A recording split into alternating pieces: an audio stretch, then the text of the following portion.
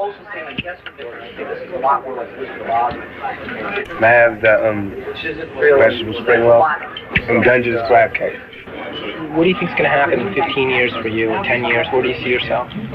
Best case in a cemetery. Not in a cemetery. Sprinkled in ashes, smoked up by my homies. Worst case, I mean that's the worst case. That's the worst case. Okay. That's the worst case. Best case, multi-millionaire, owning all of this shit, you know what I'm saying? Because anywhere else, if I was white, I would have been like John Wayne. You know what I'm saying? Somebody who pulled themselves up from their bootstraps, from poverty, from welfare. Now I'm kissing Janet Jackson, doing movies. I feel like a tragic hero in a Shakespeare play. You know what I'm saying? I'm not really that educated, you know, and I'm not really a religious person. But I believe that God wants me to do something, and it has to do with thug life. You know, I want there to be a life for the street element, instead of we always getting shut out, you know. Instead of defenseless, having power.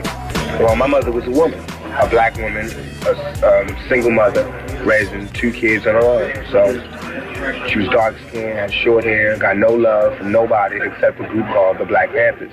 So that's why she was a Black Panther. Because I don't consider myself to be straight, you know, militant. You know what I'm saying? I'm a thug. And my definition of thug comes from half of the street element, just straight street hustlers, and half of the Panthers element, half of the independence movement. I'm saying we want self-determination, and we want to do it by self-defense and by any means necessary. That came from my family, and that's what thug life is, you know, it's a mixture. How do people treat you differently, the people that you grew up with, now that you're famous? They believe in the machine, not Tupac no more. They don't even know me no more. They just know about the machine. You mean the press machine? Yeah.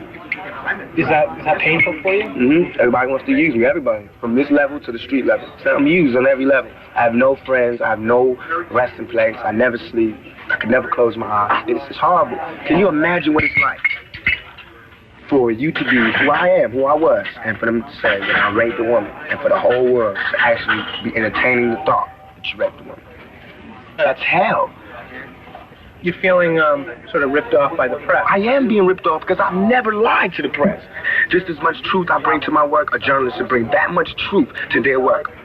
Why do I have honor and you guys don't have honor? I'm not a journalist, I'm a thug. Do you think you'll prevail in court? I have to see, I believe in God. Whatever's supposed to happen is supposed to happen.